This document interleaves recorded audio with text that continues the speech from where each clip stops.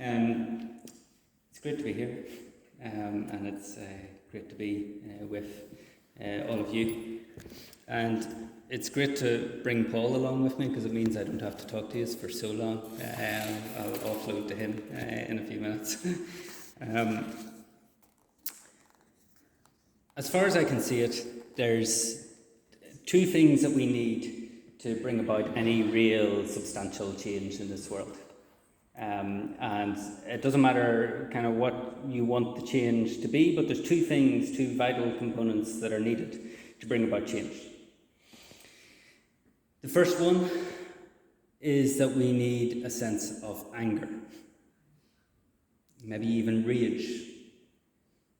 We need to be angry to bring about change. In the passages that we read out, the one read at the very start of Isaiah, we see that God is angry. He is raging with his people because they are not listening. They are just doing what they want to do. They do not care about anyone else. God has had enough of them. I'm sure you have things that you might be angry about. I've heard some. But I'm sure you have things in your life that you are angry about, that cause a rage in you. Now, if you're anything like me, you might tell from my accent I'm from Northern Ireland, and being a good Northern boy, I was always told to kind of, suppress my anger, keep it quiet, don't let people see it.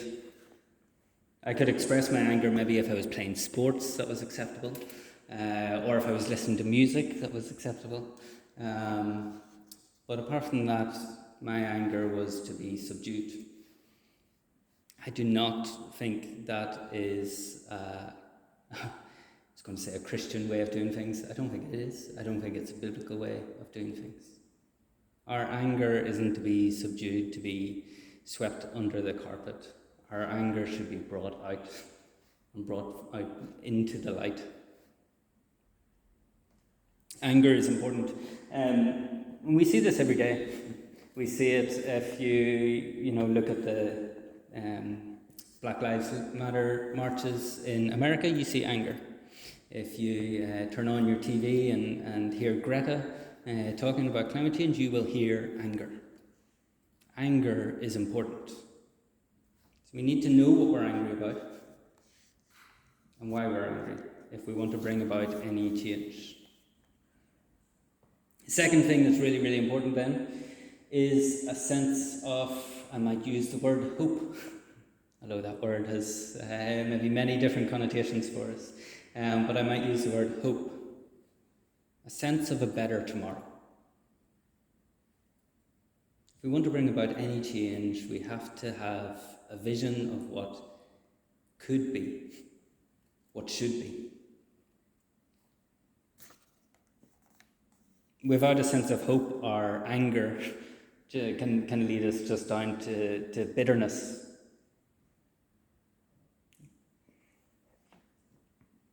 However, we can't solely just have hope. Because if we solely had hope, we're just living in naivety.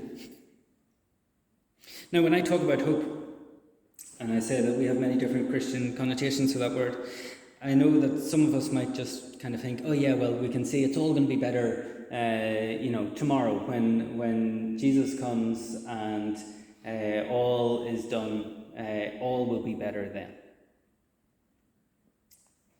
But I want to drive us towards what I think is a more Christian version of hope, which is a hope that gets dirty, a hope that is practical. It isn't just about picturing what a better tomorrow could be like, it's about working at it endlessly, moving towards it. At the end of Isaiah, in Isaiah 65, we see this passage where God talks about the New Jerusalem.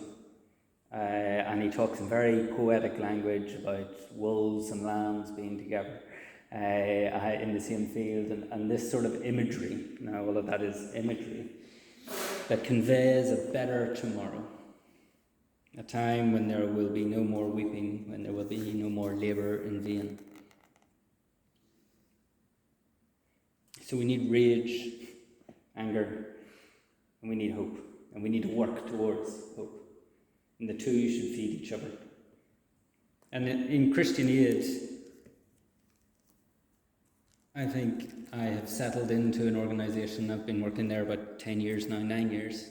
And I've settled into an organisation that both rages and hopes. And I like it that way. In Christian Aid, we rage about the fact that women and girls don't get an education just because of their gender. We rage about people not getting enough food or clean water to drink. We rage about people not having somewhere safe to lay their heads for fear of war and violence. We rage at the changing climate, bringing flooding and droughts, affecting crops. And we hope. We hope for a day when gender will not be something that affects someone's education one bit. We hope for a day and a land and a place where peace will be long and true, where people can have safe places to go.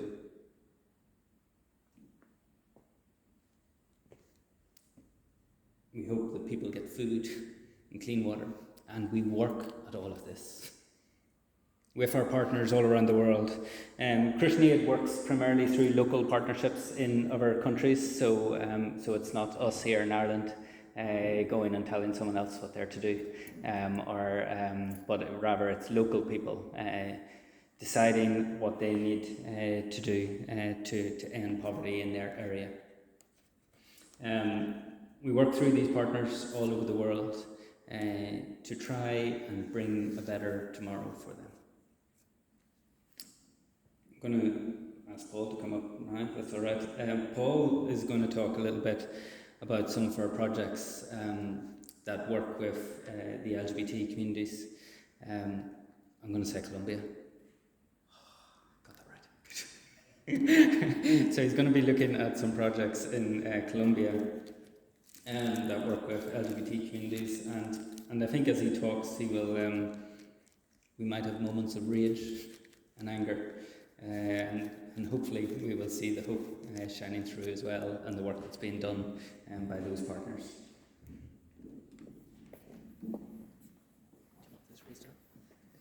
Yeah. If I can.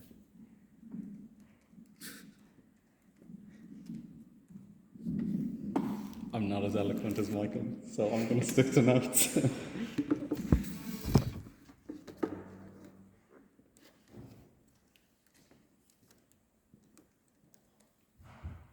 So I guess today I wanted to speak to you a little bit about the work that we do at Christian Aid, and I lead the peace building and conflict prevention work that we do in some of the more than 35 countries that Christian Aid works in.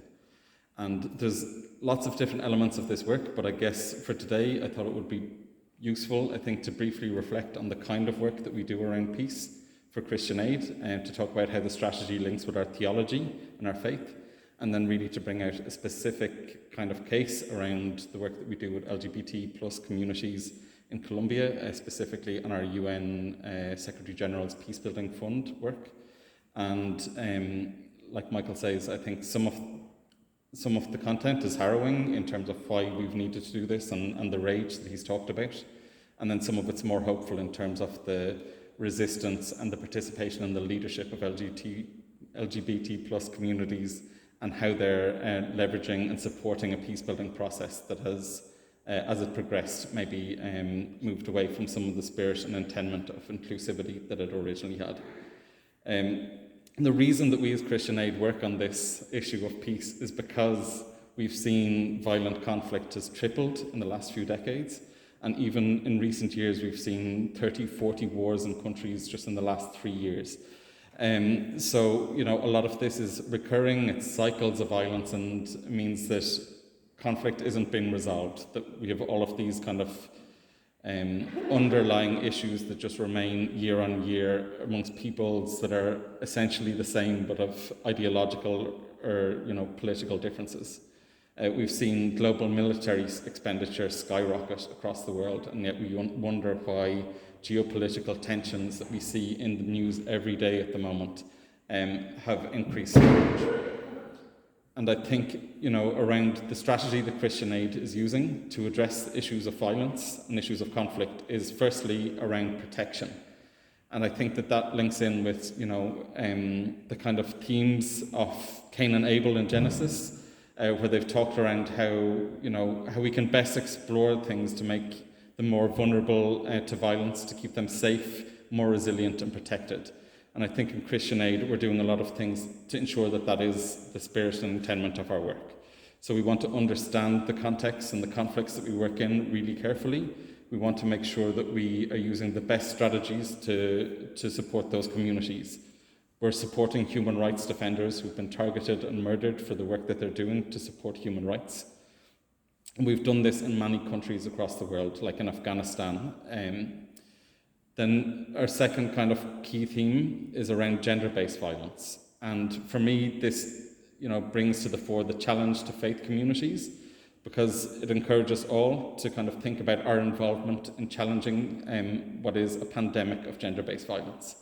And that the kind of role of gender roles around masculinities need to be challenged because they reinforce cycles of violence and exclusion, but also that we ensure that there's adequate support for survivors of sexual and gender-based violence. And this is work that takes place in most of our countries across the Christian Aid portfolio.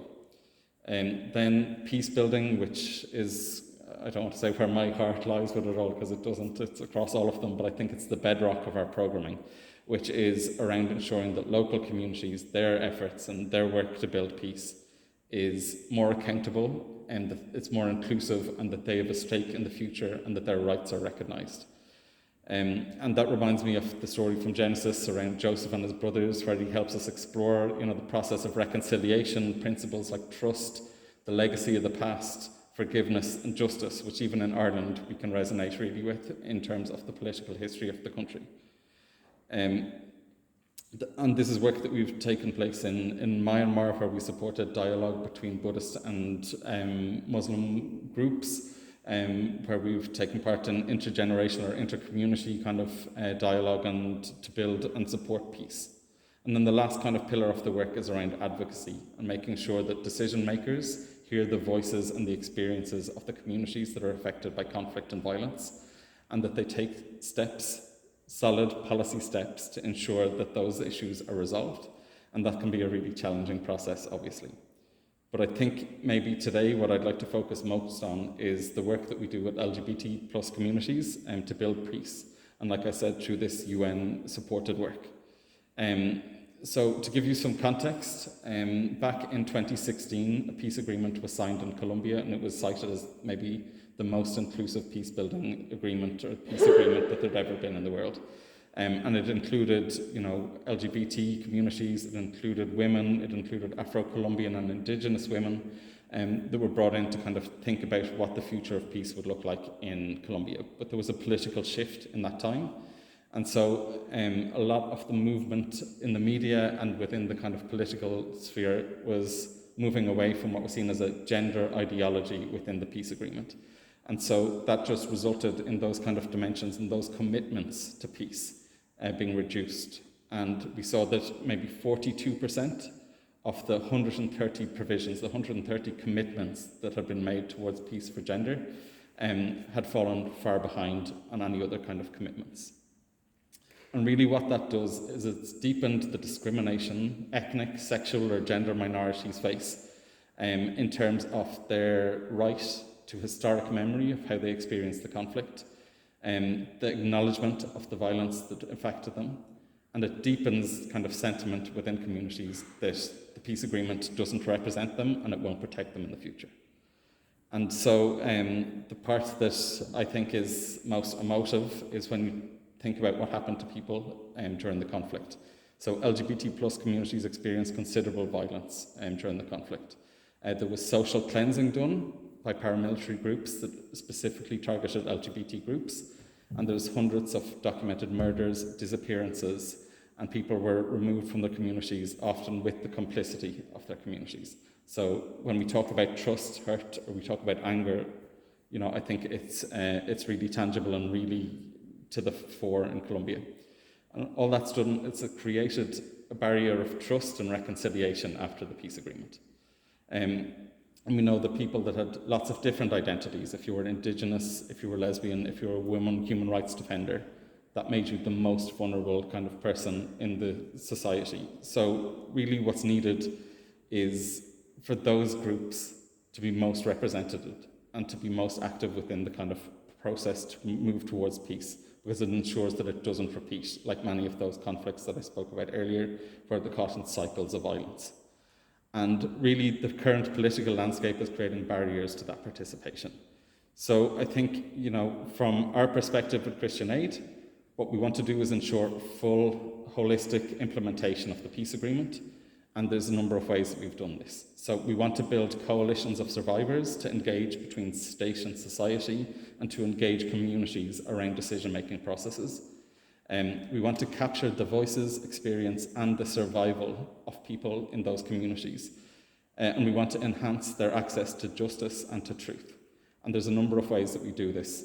We work, like Michael said, through partners. So we work with Colombia Diversa, that's a prominent LGBT plus rights organisation, and has played a really important role in national policy and law reform. And we work with the National Women's Network, who has worked on with women's-led organisations all across Colombia, supporting the peace-building process. And at the core of this, we're saying, is that peace hinges on justice, the recognition of dignity of victims, and it ends the impunity, meaning that people have to get justice for the wrongs that were committed against them. And how we do that is around memory and social cohesion as one strategy, and we want to promote a culture of non-repetition. And what we've done around this is we've reconstructed the memory and truth about the violence that was experienced. And we've done this by creating memory festivals across Colombia in 4 of the worst affected regions by the conflict and by violence. And this has really engaged the broader community, those that might have been complicit in disappearances. And we've held festivals and cultural activities to bring the communities together, doing murals, doing radio documentaries and various different kind of methodologies to really engage the wider community around what that looked like. We recognise that survivors have real emotional needs, and so groups have been established to support that kind of emotional recovery, to make sure that there's a really systematic approach to allowing people to be supported, to be able to share their experience and to have an environment that's healthy and functional for them in terms of trauma management. And then I think something that has been maybe a little different to the norm of what we do is that we created a database or a virtual depository called Celeste. It's online and I'd recommend anyone checks it out.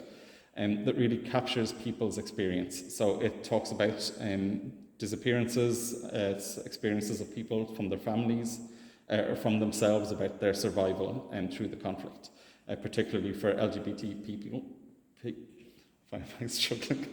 LGBT plus communities. And I think that's a really powerful tool that shows how every person, no matter what their sexual orientation, their gender identity, or their position in society, can be impacted by the scourge of war. And we've also supported through micro grants and things like this to allow activists to do their work without having those kind of financial barriers. Then we also know we're not naive, that just doesn't work as a standalone kind of tool. We want to increase people's LGBT plus communities and Afro-Colombian and Indigenous women's involvement in decision-making processes. So we've integrated them into the kind of territorial development planning processes. It's almost like council decision-making structures if it was the county council here. And what we've done around that is we've created training of social leaders. training of youth with university diplomas and things like this to make sure that they have the skills to participate in those kind of forums, that they can build an advocacy strategy and a plan and see and follow up incrementally all the way through the process to make sure that that's done and delivered for them. It's work to support women to design strategies also, in the same way to engage with those places, and it's helped all of these communities engage with decision makers outside of Colombia, so with embassies, with other national governments, with international organisations to put pressure on the Colombian government to fulfil the full implementation of the peace agreement as it was intended. Then when we come back to the anger and the wrongs that were done, I think the most important strategy of this initiative is around justice. The truth and reconciliation process in Colombia is necessary. It has to guarantee justice, it has to reflect on the experience that people have had, and to challenge those really deep-rooted stereotypes that resulted in the conflict in the first place. So our work has litigated 11 cases, including the cases of 3 trans women before the courts, that seeks justice, truth and reconciliation, or reparations, I should say, for women and LGBT survivors who were victims of the armed conflict. And this is done to document those cases. Ultimately, the result, we know that the courts have been really difficult to find positive rulings, but having their experiences documented is important. And I think then we're doing follow-up legal cases to reinforce that. So looking at all the cases that we've done, really doing detailed analysis and putting that to decision makers so they can see that there is a need for example, a larger case on sexual violence in Colombia. And then the last point I wanted to make is really around the media engagement. So like I said, a lot of the media discussions around the peace agreement had pushed back on the gender provisions of the agreement. And there was a lot of anti-LGBT plus rhetoric in the media. And so what we're doing around that is digital monitoring. So we've worked with tech companies to develop communication plans and implementation strategies that reinforce those kind of commitments whenever they capture an article or a kind of opinion piece online, that there's kind of an immediate reaction to that in support of peace. And then we're doing campaigns that are going to reach 20,000 people using social media, using free press, using the radio to raise public opinion and awareness of prejudices that LGBT plus communities face, and as well as Afro-Colombian and Indigenous women. So that's just one kind of piece, one intervention that we've done. But I think moving forward, this is going to be something that's more core to our work, because we recognise that the communities are being left behind in decision-making processes, that their rights are not being recognised. And so that's going to be a pillar of our work, especially in Latin America and the Caribbean in the years and days and weeks to come. But I just wanted to share that with you today. So thanks. Thank you.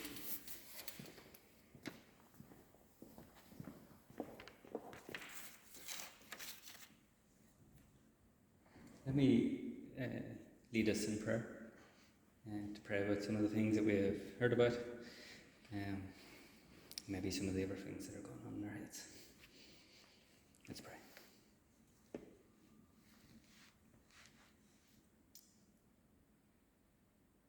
We need a new heaven and a new earth, and we want them quickly.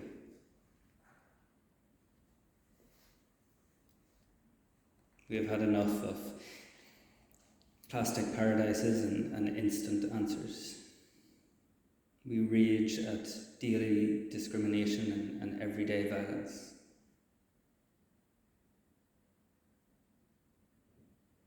We've often been stuck in ruts of our own making. All our knowledge, all our wisdom seems to have brought us within touching distance of disaster. And we need holy ground to stand on. We want your will to come on earth as it is in heaven. People unshackled from the chains of social constructs, people unshackled from the greed of constant growth. Land, sea, air liberated from unhealthiness.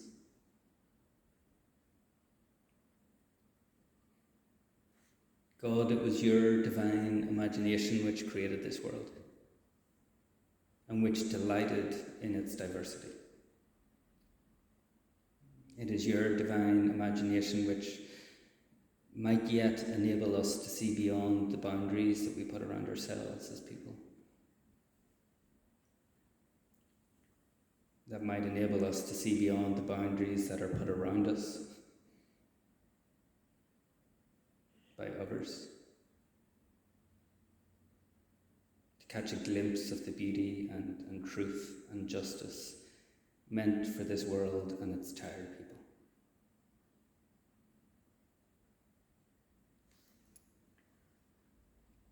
And so I pray this afternoon that you would give us a holy rage and a holy imagination for the sake of the earth and in the name of its maker. And we need it quickly.